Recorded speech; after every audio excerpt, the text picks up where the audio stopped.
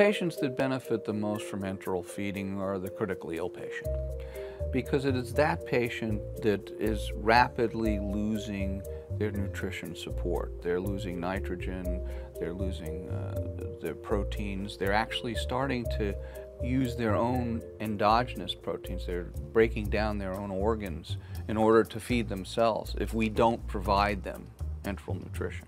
We know that feeding enterally is physiologic, it's normal, and we know that there's lower infection rates, there's lower complication rates with enteral feedings. If the gut is working at all, we want to feed enterally. Patients that are in the ICU that require enteral feedings are a myriad of disease states. This would include patients that are in septic shock. These are trauma patients, anybody who's experienced a motor vehicle trauma, a fall, motorcycle accident, a burn like I take care of, patients with severe pancreatitis, patients in any form of respiratory failure, whether they have an underlying disease like asthma or chronic obstructive pulmonary disease, patients who come in with pneumonias. So many of our patients here, whether it be related to trauma or to their burns or whatever, frequently have stasis of their stomach and they don't empty their stomach well.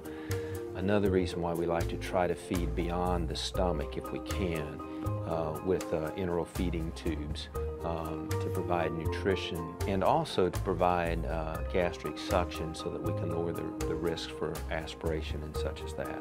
There's less disruption in all the mechanisms that are related to feeding and the gut, because the gut is actually connected to the brain, and if you lose those mechanisms by not feeding the gut, then it creates a cascade of events that potentially can be detrimental to the patient. In other words, these patients are fed within the first few days of arrival, and they continue their feedings unless there's something clinically that would stop us from feeding them throughout their course in the hospital. So it helps us get them better.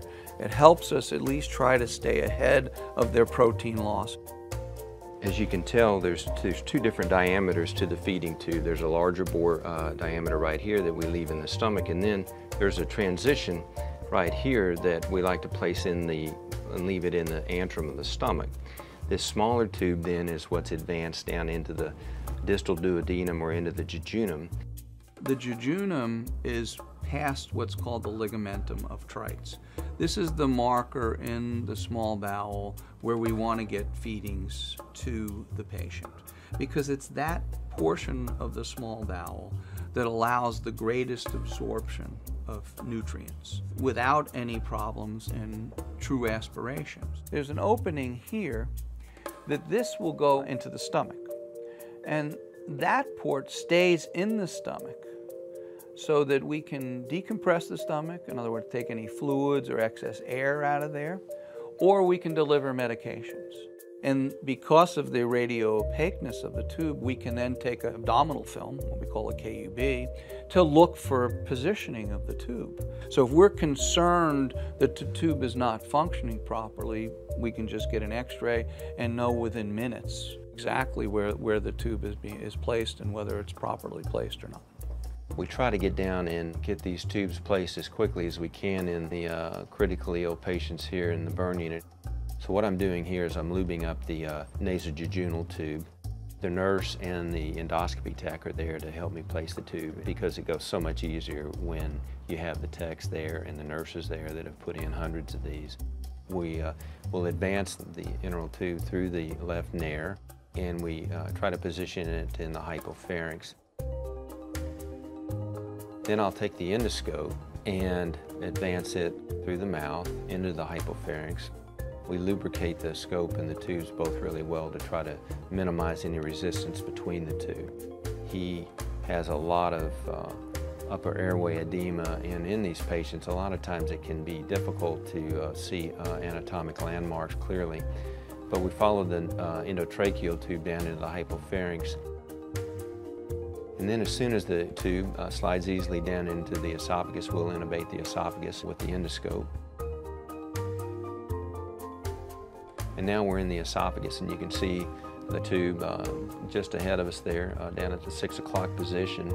As we advance the endoscope here down into the stomach, the tech is advancing the tube at the same rate, and as you can see, it's got a large amount of fluid here in the fundus of the stomach and the proximal body, so we'll try to remove as much of that as possible. So here we're advancing down into the gastric antrum. When you do get down here as quickly as you can, sometimes the patient unfortunately has eaten relatively recently and we can run into food products sometimes. If they've got a lot of food or contents in their stomach, it can limit visualization, but we'll try to irrigate and remove as much of this as possible so that we can see better, and then advance the tube at that point.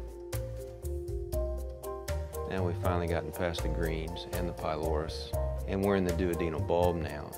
With the tip of the endoscope, we can deflect the tip of the feeding tube and steer it. We'd like for the tube to be as straight as possible. Now we're turning into the second portion of the duodenum. And as we advance the endoscope, the tube will usually follow us right down. Coordination between the tech and the endoscopist is really important. Here we see us sliding down into the more distal duodenum.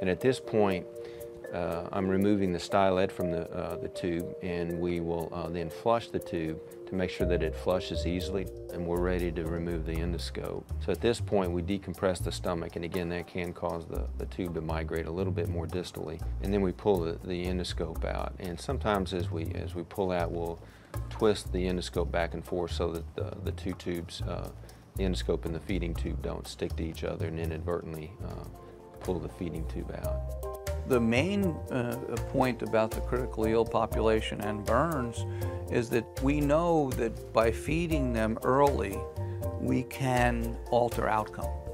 It is a portion of the total ability to get these patients better. In other words, without early enteral feeding, they will not recover and survive as well as they would with it.